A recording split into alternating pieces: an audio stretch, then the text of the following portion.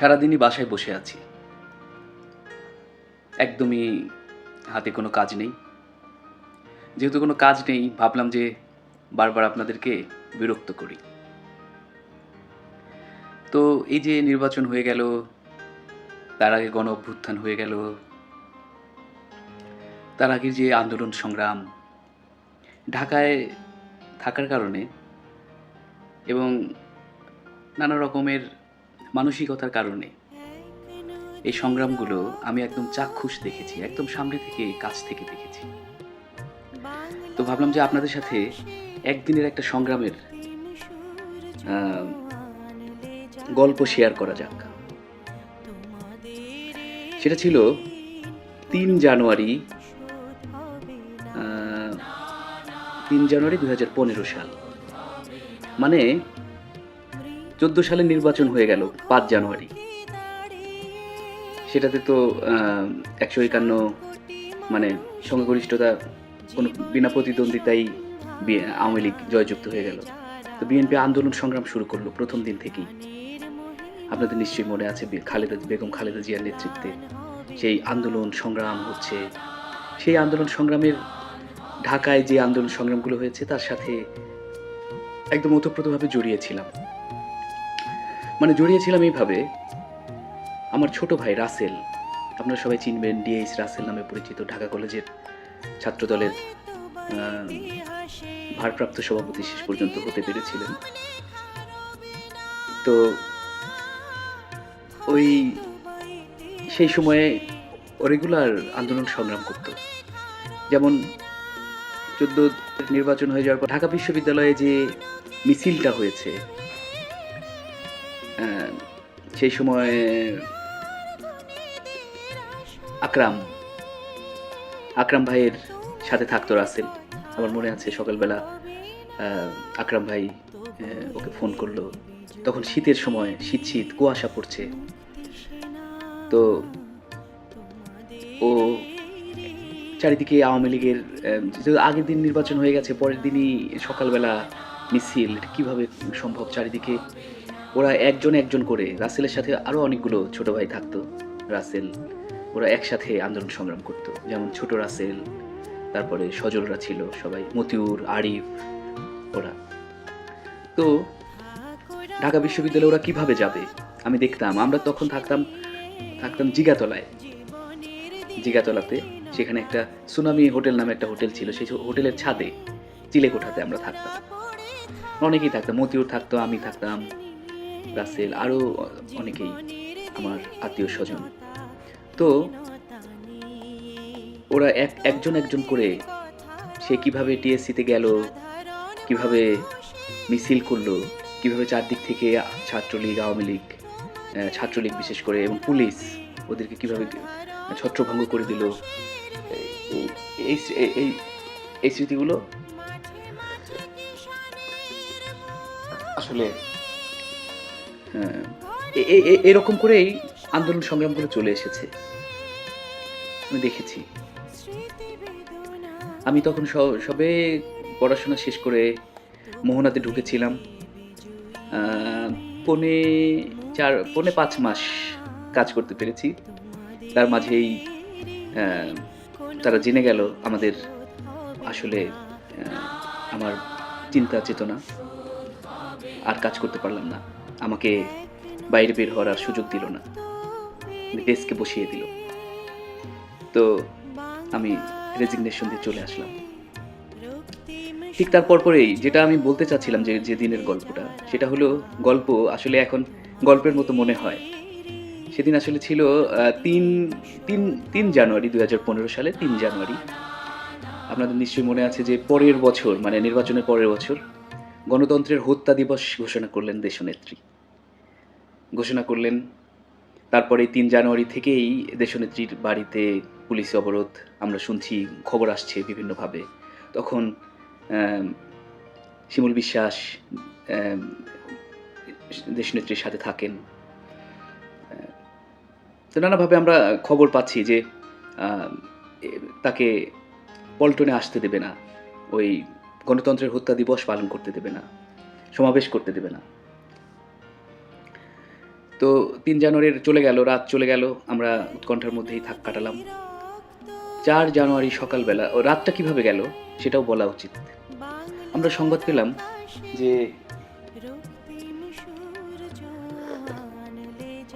দেশনেত্রীর বালুর ট্রাক দিয়ে তাকে আটকে দেওয়া হয়েছে। হ্যাঁ, বালুর ট্রাক দিয়ে আটকে দেওয়া হয়েছে। তো এই সংবাদ পাওয়ার পর সারা রাত আর কোনো ঘুম নেই। আমরা সবাই ছোট ভাইরা, বিশেষ করে রাসেল বিভিন্ন জায়গায় ফোন করছে কি করা যায়। যেমন আমার স্পষ্ট মনে আছে সেই সময় ছাত্র দলের দায়িত্বে ছিলেন সম্ভবত সেক্রেটারি হিসেবে ছিলেন আকরাম ভাই। আকরাম ভাইকে ফোন করলেন, ভাই কি করব, কোনো কর্মসূচি আছে? আকরাম ভাই কোনো কর্মসূচির কথা জানাতে পারলো না। তারপরে আকরাম ভাই কোনো কর্মসূচির কথা না জানানোর পরে রাসেলরা নিজেরাই ওখানে, আমরা সবাই মিলে ওখানে সিদ্ধান্ত নিলাম যে কাল সকালে আমরা গুলশান যাব।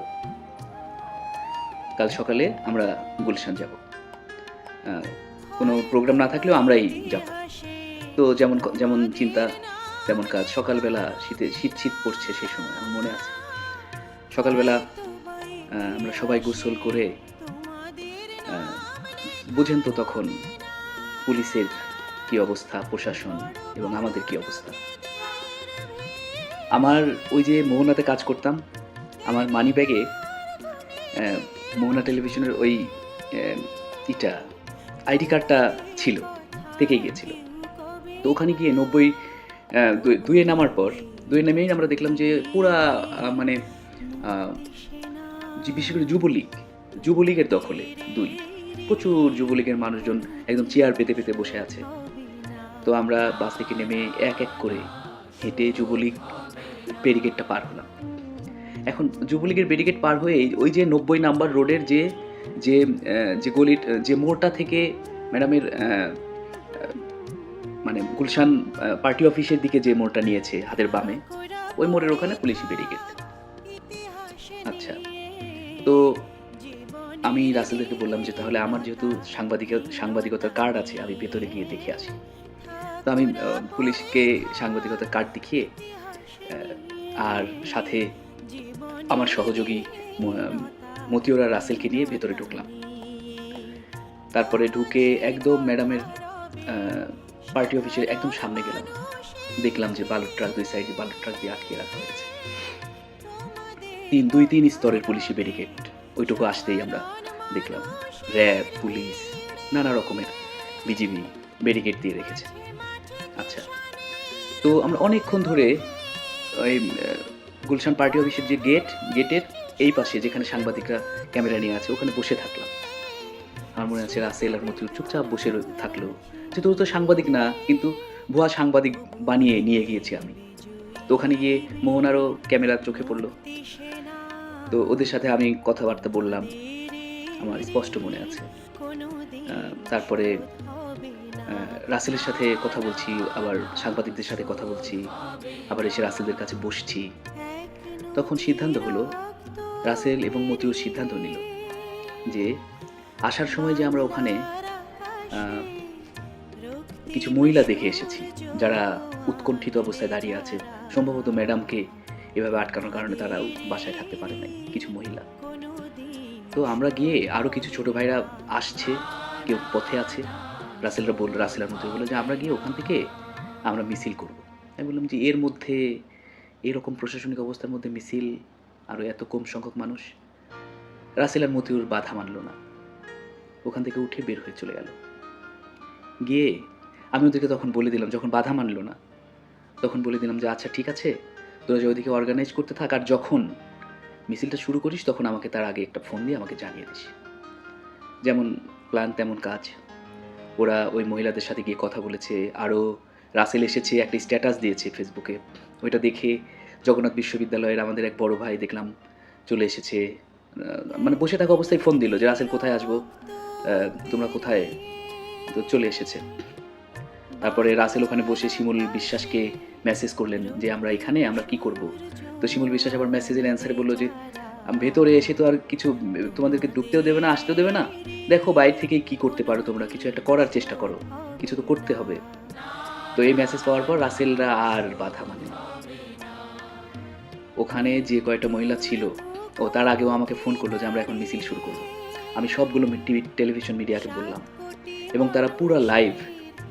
সেই সময় আমি দেখলাম 10-12 জন ছেলে আর কয়েকটা মেয়ে মহিলা গগন বিদারী আওয়াজে 90 নাম্বার রোড দিয়ে ম্যাডামের অফিসের দিকে ছুটে আসছে। সামনে পুলিশ, ছাত্রলীগ পেছনে, যুবলীগ পেছনে, তার ভেতর থেকে এরকম একটা মিছিল ওরা বের করলো। পুলিশ তো অ্যালার্ট হয়ে গেল। আমি তো পুলিশের এই পাশেই, আমি সাংবাদিকদের সাথে দাঁড়িয়ে আছি, দেখছি এবং ওদেরকে ডেকে ডেকে নিয়ে আসছি। তারপরে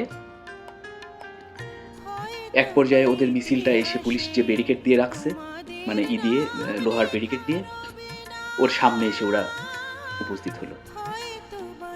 প্রথম দিকে মানে এরকম ভেতর থেকে যে এরকম একটা মিছিল হবে পুলিশ ভাবতে পারেনি, প্রশাসন ভাবতে পারেনি। প্রথম দিকে হতভম্ব হয়ে গেছে। কিছুক্ষণের মধ্যেই ওরা ওখানে দাঁড়িয়ে পুলিশের সাথে হাতাহাতি, স্লোগান চলছে গগন বিদারী আওয়াজে, খালেদা জিয়ার মুক্তি চাই, এরকম রাসেল স্লোগান দিচ্ছে। দেখলাম একদম সামনে পুলিশের সাথে ধাক্কাধাক্কি করছে। তোমাদের কোনদিন শোধ হবে না, শোধ হবে না।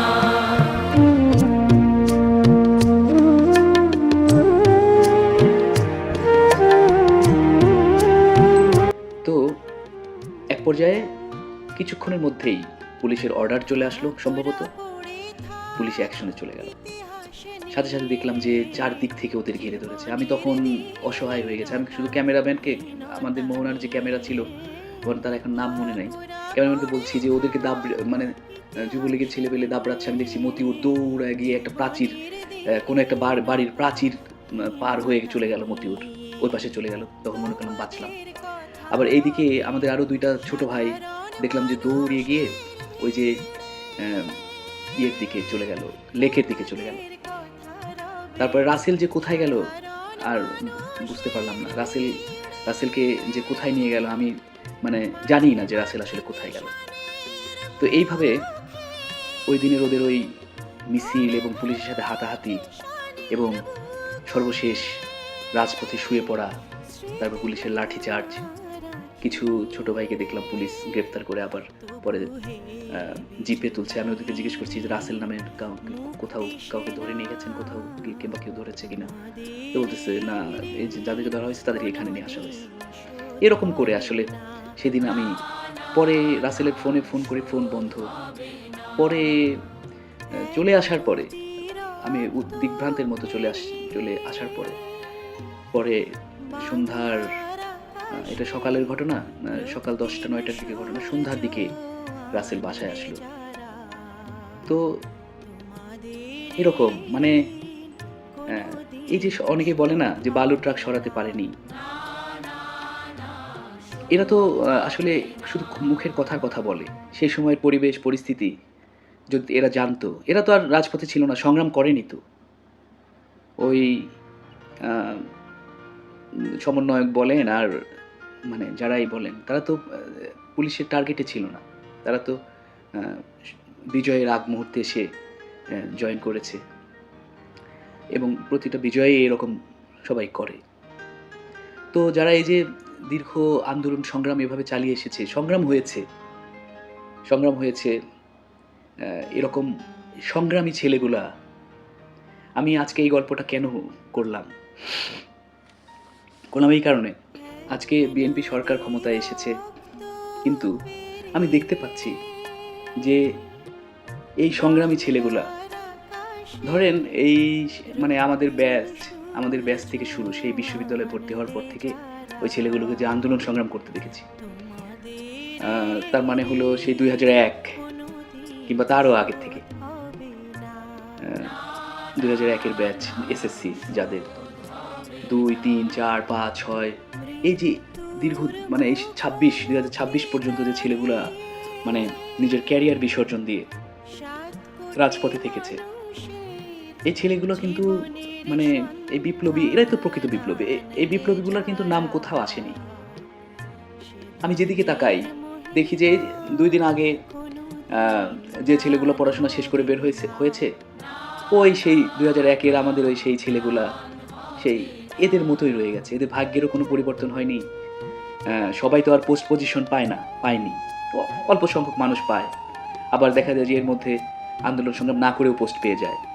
কিন্তু এই যে ছেলেগুলোকে আমরা রাজপথে দেখেছি, এই ছেলেগুলো তো সেই যে শেষ করেছিল পড়াশোনা তখন যেরকম ছিল এখনো সেরকমই আছে। এই আপনি আমার বন্ধু সালাউদ্দিন, শরীফ, রুবেল, ওই আ কি এগুলো আমার বন্ধু। ৩ বন্ধু তো নাই হয়ে গেছে, গুম হয়ে গেছে, আর তো ফিরে আসেনি। রাসেলরা আর ফিরে আসেনি।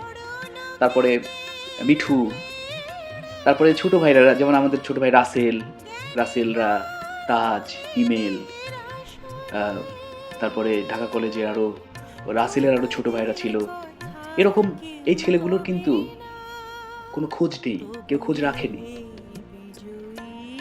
সরকার গঠিত হয়েছে, অনেকেই মন্ত্রী হচ্ছে, মিনিস্টার হচ্ছে। এদের উপর দাঁড়িয়েই তো। এদের স্যাক্রিফাইসের উপর দাঁড়িয়ে তো আমি তো মনে করি যে একটা বিপ্লব হয়েছে ছাত্র দলের জন্য, বিশেষ করে বিএনপির জন্য। একটা বিপ্লব হয়েছে।